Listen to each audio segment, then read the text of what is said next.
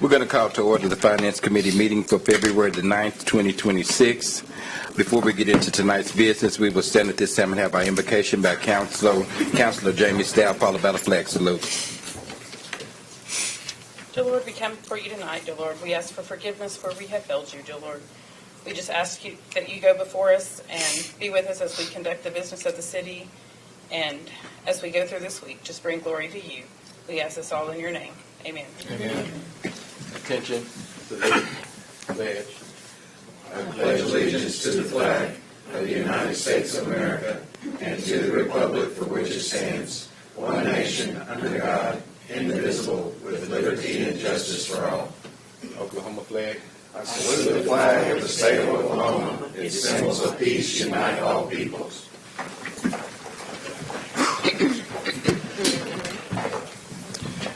Finance Committee, agenda item number 1, please. Consider approval of Finance Committee minutes of January the 12th, 2026, or take other necessary action. Reviewing of the minutes, are there any corrections or additions to our minutes? Motion to approve. A second. I have a motion and a second to approve our Finance Committee minutes. Any discussion? Roll call, please. Mike Brawley. Yes. Tom Martindale. Yes. Dan Hall. Yes. Melody Cranford. Yes. Shirley Hilton Flannery. Yes. Tracy Hoos. Yes. Jamie Stout. Yes. Deputy Mayor Derek Reed. Yes. Mayor Patrick Cale. Yes. Item number 1 passes. Item number 2, please. Consider approval of claims for all city departments January the 3rd, 2026 through January 30th, 2026, or take other necessary action. Do we have a report from the Purchasing Committee? Yes, the purchasing committee did meet this afternoon, and we have moved for approval for claims. Second. I have a motion and a second to approve our claims list. Any discussion? Roll call, please.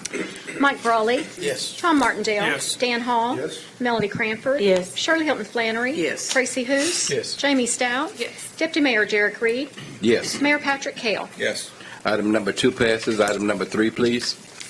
Consider approval of ordinance number 4292A, amending the City of Muskogee Code of Ordinances, Chapter 82, Utilities, Article 2, Charges and Procedures, Division 3, Water Service Charges, by amending Section 82-71, Rates Generally, subsection A, by providing for repeal or severability and setting an effective date, or take other necessary action.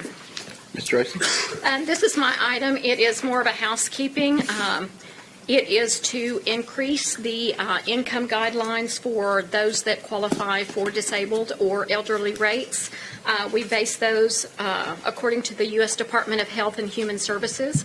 I reviewed those earlier last week, and those have increased. Currently, for a single-person household, our income guideline is $1,200 per month. I'm proposing to increase that to $1,300 a month, and for a two-person household, it's going from $1,600 a month to $1,800 a month. Any of our citizens are welcome to apply for this. We have applications in the Water Department. Those have to be submitted each year. We review those to see if they're eligible for reduced rates, and if they meet those qualifications, then we put them on reduced rates. I'll be happy to answer any questions. Yes. Is there a cutoff time that they can do the application, or is it just when they come in? They can do it at any time of the month, and then for that next billing cycle, it would take effect if they qualify. I'm getting close to 65, so I need to look at that. Okay, we'll watch for it. I move for approval. Second. Have a motion and a second to approve this agenda item. Any further discussion? Roll call, please. Mike Brawley. Yes. Tom Martindale. Yes. Dan Hall. Yes. Melody Cranford. Yes. Shirley Hilton Flannery. Yes. Tracy Hoos. Yes. Jamie Stout. Yes. Deputy Mayor Derek Reed. Yes. Mayor Patrick Cale. Yes. Item number 3 passes. Item number 4.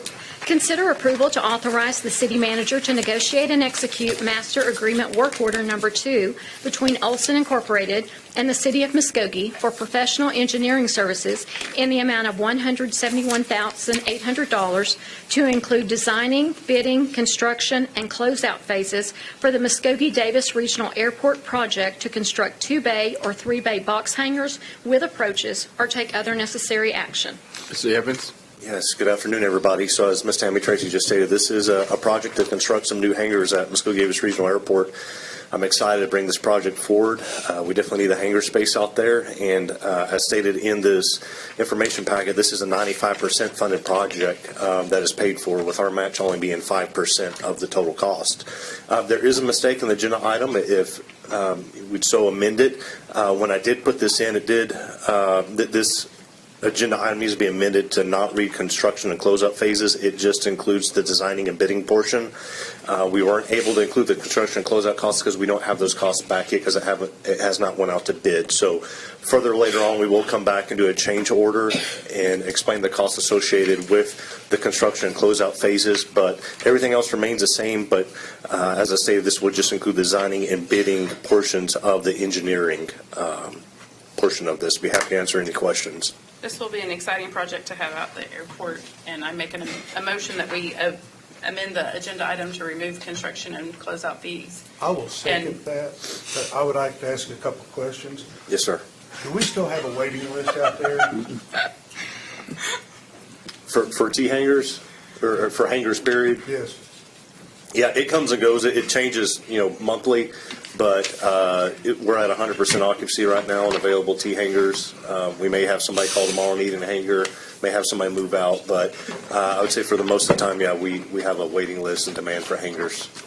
When I was on city council when I was younger and had darker hair back in 2010 and 11, I noticed that we had a big waiting list all the time, and I was always wondering why we never put our feet out there to get those hangars out there so we can offer for airplanes to be out there. And we just never really got that ball rolling. I'm Yeah. glad that we're finally getting that ball rolling and put more T hangars or hangars out there, whether it's the box hangars or whatever.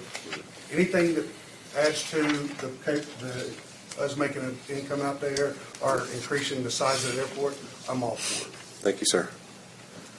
I got a second for you. I wasn't finished making the motion. Sorry. All right, we have a motion and a second to approve this agenda item. Any further discussion?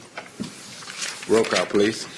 Mike Brawley. Yes. Tom Martindale. Yes. Dan Hall. Yes. Melody Cranford. Yes. Shirley Hilton Flannery. Yes. Tracy Hous. Yes. Jamie Stout. Yes. Deputy Mayor Derek Reed. Yes. Mayor Patrick Kell. Yes. Item number 4 passes, and that is our final item for the Finance Committee. Welcome to tonight's Public Works Committee meeting for February 9th, 2026. Item 1, please. Consider approval of Public Works Committee minutes of January the 12th, 2026, or take other necessary action. Any correction or addition to the minutes? Have a motion and a second. Roll call, please. Mike Brawley. Yes. Tom Martindale. Yes. Dan Hall. Yes. Melody Cranford. Yes. Shirley Hilton Flannery. Yes. Tracy Hous. Yes. Jamie Stout. Yes. Deputy Mayor Derek Reed. Yes. Mayor Patrick Kell. Yes. Item passes. Item 2, please.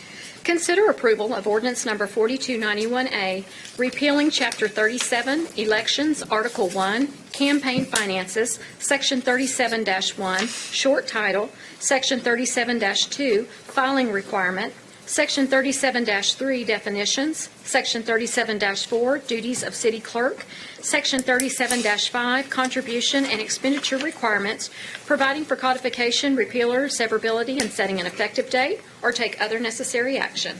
Ms. Spencer. Yes, thank you. Councilors, in November of 2025, the legislature updated Title 11 to remove the reporting from the city clerks across the state to the Ethics Commission.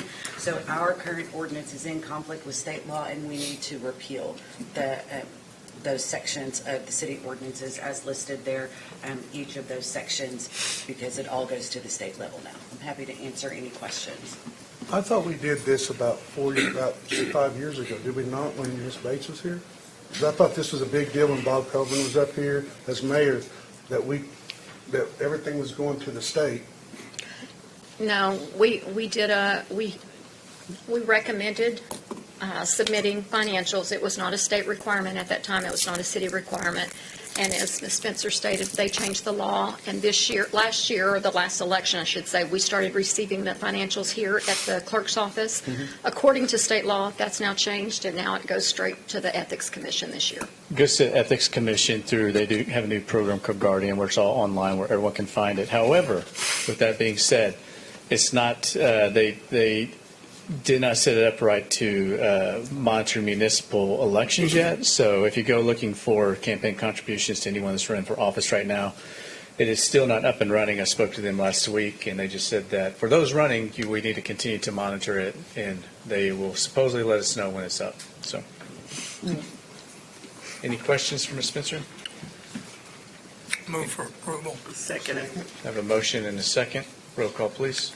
Mike Brawley. Yes. Tom Martindale. Yes. Dan Hall. Yes. Melody Cranford. Yes. Shirley Hilton Flannery. Yes. Tracy Hous. Yes. Jamie Stout. Yes. Deputy Mayor Derek Reed. Yes. Mayor Patrick Kale. Yes. Item 3, please. Receive report from staff on the Smith Ferry Road widening project and take other necessary action. Mr. Rigney? Yes, so I have some stuff I'd like to read as it pertains to where we stand on the Smith Ferry Road widening project. So in the mid to late 2010s, the design of a 1-mile road widening for Smith Ferry Road began with a selection committee choosing Olson Engineering for the project design. This project consisted of 1 mile of widening from Gulick to US 64, which would alter the road from a 2-lane borrow ditch street as it is now to a curb and gutter 3-lane street with underground storm sewer that would plumb to a now existing 5-acre detention pond. This project also included a replacement of a corrugated metal culvert system with a concrete box culvert to alleviate problems in the nearby Orchard Parkway neighborhood, which has been complete as well. The road widening would not only include underground storm sewer, but would also require relocation of the existing water and sewer and gas utility lines. The city owns and maintains the water and sewer, so they would be wrapped into the final cost of the project when we reach that point. However, the gas line is in a private easement owned by the gas company. So the city has to pay Oklahoma Natural Gas to move their line. The agreement for this expenditure went to council in 2025 and was approved, and we are awaiting the relocation by the gas company to begin. The city is currently in the process of buying right-of-way from the residents along Smith Ferry Road, with a large portion being donated from Hilldale Public Schools. The right-of-way acquisition process is a lengthy process, which to this point has been carried out by the engineering firm responsible for design, which is Olson. At this point in time, Olson has reached the end of its current contract for right-of-way acquisition, but we still have more right-of-way we intend to acquire. Public Works staff is evaluating options of amending the contract with Olson to extend the terms or going with another right-of-way acquisition group that we've worked with in the past. So we've got 2 good options there. There is an additive alternate on the widening plans that include a spur road, which would loop around from Cherokee and connect to Smith Ferry to improve the offset 3-way intersection of US 64, Smith Ferry, and Cherokee Street.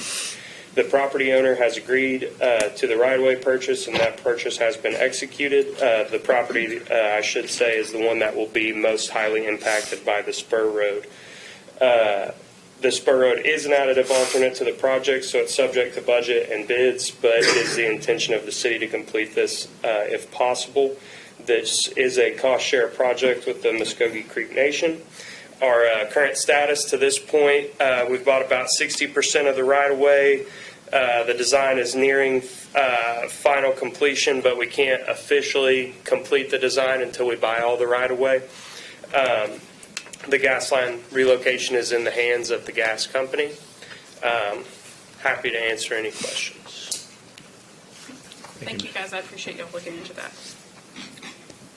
Any questions for Mr. Rigney? Can I entertain a motion? Move for approval. Second. We don't need a motion. No motion needed? Okay. Sorry about that. Report? I do appreciate it. Yeah, okay. Yeah. Well, we supported your report, so there you go. All right, next item, please. Consider approval for the City of Muskogee to accept a donation from HGL Construction Incorporated of an office trailer or take other necessary action. Mr. Stewart? Yes, as part of our project out to rebuild the sanitary sewer plant, we have to relocate the stormwater division out there. They're in a house out by the sewer plant that's going to get demolished and be used for site prep, and it's going to be a storage yard. So we're going to have to relocate them, and we started trying to figure out what we were going to do with them. At that same time, the VA hospital was completing their project of their parking lot, and the construction company that was out there wanted to get rid of their office trailer. So they offered to sell it to the city for $9,000, and at that point, with the controversy over the sewer plant and the money that we're spending, we didn't feel like we needed to spend any more money, so we quit looking at that office trailer. Well, 30, 60 days later, they called back, and now they want to donate the trailer to the city of Muskogee. This trailer is big enough to house the 3 employees that are in the stormwater division. Our intent is to set it down at the fairgrounds on on some runners and skirt it, and then put it up for office, which will be for 2, maybe possibly 3 years until the sewer plant gets built, and then they will go back into the sewer plant and be housed there. Because not only is it stormwater, it's industrial pretreatment, which is part of the sanitary sewer division. So the VA is wanting to donate this trailer. It is a 12 by 56 foot office trailer, a 2005 year model. We've gone out and looked at it. It's in excellent shape. It's got restroom facilities and enough area in there to house 3 people in a nice, clean office environment. So we do recommend approval of the donation, and we'll answer any questions. Move for approval. So we have someone that's going to move it for us, or are they going to move it? So we are looking to get it moved. We could move it in-house, but we think we'd be better off getting a professional to go over there and move it. We've got some quotes around $1,500 to move it. We'll follow through that with the manager if we get the donation of the trailer. So what I'm hearing you saying, when people want to sell us something, we should wait a little bit so they see if they'll donate. There you go. Second the motion. Okay, I have a motion and a second. Any questions for Mr. Stewart? Any further comment? Roll call, please. Mike Brawley. Yes. Tom Martindale. Yes. Dan Hall. Yes. Melody Cranford. Yes. Shirley Hilton Flannery. Yes. Tracy Hous. Yes. Jamie Stout. Yes. Deputy Mayor Derek Reed. Yes. Mayor Patrick Kale. Yes. Item passes. Next item, please. Consider approval of the lowest and best bid for mill and overlay, Round 3, a citywide project for various high-traffic streets in all 4 quadrants in the amount of $2,674,478.73 to Ross Construction, or take other necessary action. Mr. Rigney? Yes, so this is still part of the 2019 CIP that was voted on by the people, the .33 cent sales tax for road improvements. We've done over 100 miles of roads so far with the 2019 CIP, actually 114. We still have some funding available in there, though. We have done a mill and overlay and a micro seal in each quadrant of town. We've done one kind of citywide mill and overlay. This is kind of another citywide mill and overlay focusing on some more high-traffic streets.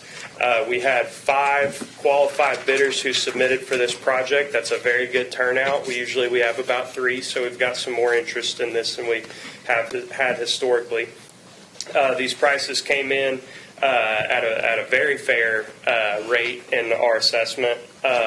Ross did win the bid. They were recognized at 5% lower due to their local labor. That didn't make a difference in the overall context of the bid.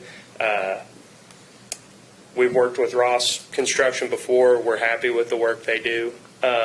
There's a street list in your agenda item packet.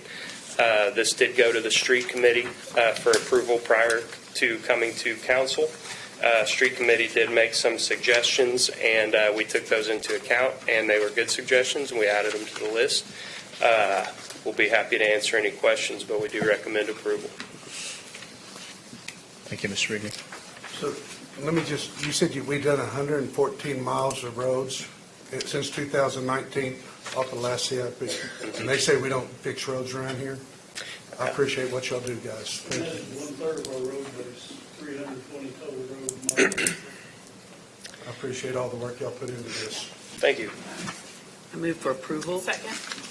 I have a motion and a second. Any further questions or comment?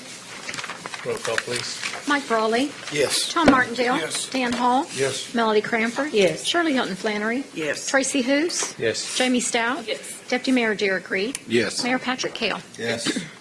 Item passes. Next item, please. Consider approval to purchase 2 2026 Chevrolet 1500 four-wheel drive trucks from Vance Fleet Services via state contract number SW035 in an amount not to exceed $100,000 or take other necessary action. Mr. Chairman and committee, these trucks are going to replace a couple of trucks in the sanitation fleet division. These trucks that are currently in there are over 15 and 20 years old. They're going to go to the supervisors in sanitation. It is our intent to remove the trucks at the bottom of the heap whenever we get through with this, so we won't be gaining to our fleet. We'll just be adding some new trucks in and getting rid of some old. This is paid for out of our solid waste collection fund, which is funded by $2.50 every year to purchase trucks and equipment for the sanitation division. And again, this is for the sanitation supervisors. Do recommend approval, much-needed trucks, and these guys will be very appreciative. And I will add one footnote.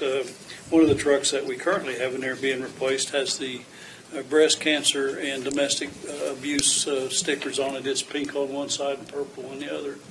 And Chris Marshall actually drives that truck, and he's asked if he gets a new one, can it be done the same way? And we told him it can be wrapped as well. So we intend to do that. Yes. Move for approval. Second? I have a motion, second. Any questions or comments? Roll call, please. Mike Brawley, Yes. Tom Martindale, Yes. Dan Hall, Yes. Melody Cranford, Yes. Shirley Hilton Flannery. Yes. Tracy Hous. Yes. Jamie Stout. Yes. Deputy Mayor Derek Reed. Yes. Mayor Patrick Kell. Yes. Item passes. Item 7. Receive a report from staff regarding the installation of traffic signals at the intersection of York and Augusta Streets, provide possible direction to staff, and take other necessary action. Counselor Stout? Yes, I had been approached by a few different people on this intersection, and so I've worked with Kendall, and I appreciate him working with staff to get some information back to us. And so just for, because of the different accidents and that, right there, they were questioning whether that needed a traffic signal or not. So, Mr. Stewart or Avery, do y'all want to, or do you want to, or, Yeah, I'll speak to that. okay. So, so I did have staff collect some data. In your packet, you'll see speed data on the 95 percentile as well as the 50th percentile, just in plain English. As we look at the speed limits through there, or the speeds through there, or the traffic, 95 out of 100 drivers are going 42 miles an hour or slower. It's 35 mile an hour speed limit through there. And on the average speed of the 50th percentile shows that typical drivers are approximately 33 to 37 miles per hour. 50% are in that range. The upper end of the normal driving behavior, 95th percentile, range is approximately 40 to 43 miles per hour. On the speed side, that's we see well-defined and consistent speed distribution, so we don't see that as an issue. There have been 5 accidents reported in the last 12 months, and we weren't able to get those collected to put into the agenda packet. I could provide those to you at a later, but as I reviewed through those, there was one accident that was vehicle bicycle, where the bicycle was on the sidewalk and hit the vehicle as they were stopped at the stop sign. One was a vehicle turning onto Augusta off of York and hit the curb, bouncing it into a vehicle that was legally stopped. And there was one that the vehicle was rear-ended. It was stopped to turn onto Augusta, and it was rear-ended by another vehicle. The other 2 were more of the maybe ran a stop sign type of accident. So 3 out of the 5 really,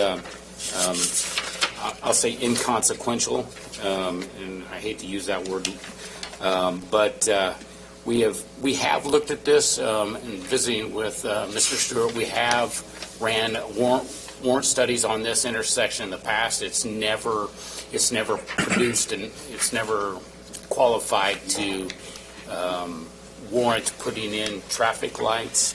I did put a little information in there. We did receive a quote if council chose to move forward, $3,000 for TEC to perform a warrant study. I will tell you that when you're looking at installation of new traffic signals for that intersection, cost of, we're going to say, a budget estimate of $500,000. Law requires now that all intersections be ADA compliant, as not only the traffic signals, but the crosswalks and everything else in that radiuses. So that's where that price adds up pretty quickly.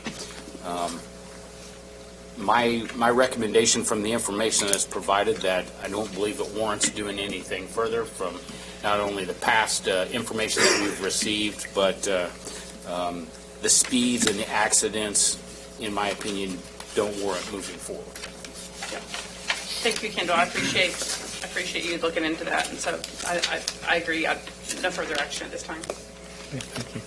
What was Councilor Hilton's traffic speed going through there? Is there no study?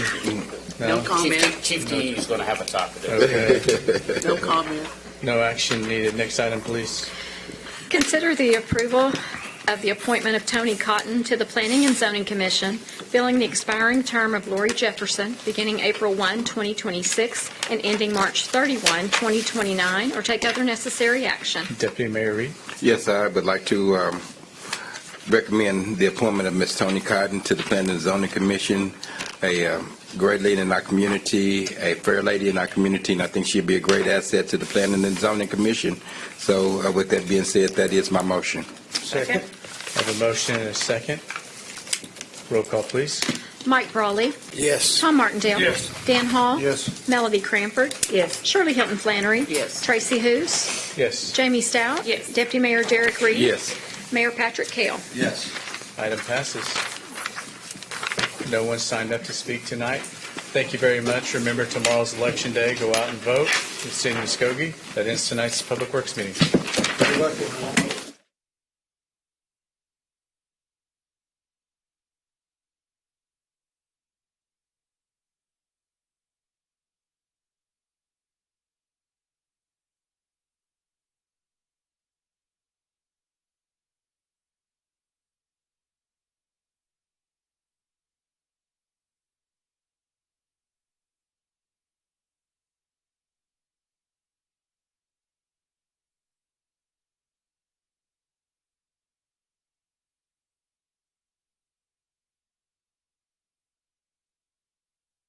Project ever.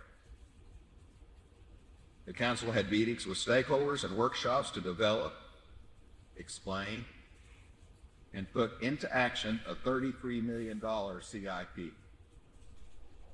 The citizens of Muskogee thought it was an action-oriented plan that addressed items like building maintenance, project needs for children, street renovation, and funding to improve our historic downtown district with renovations and additions down Broadway Street.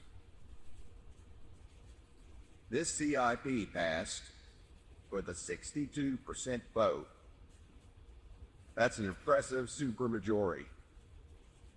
That showed resounding public sentiment that the city council had heard and understood what the citizens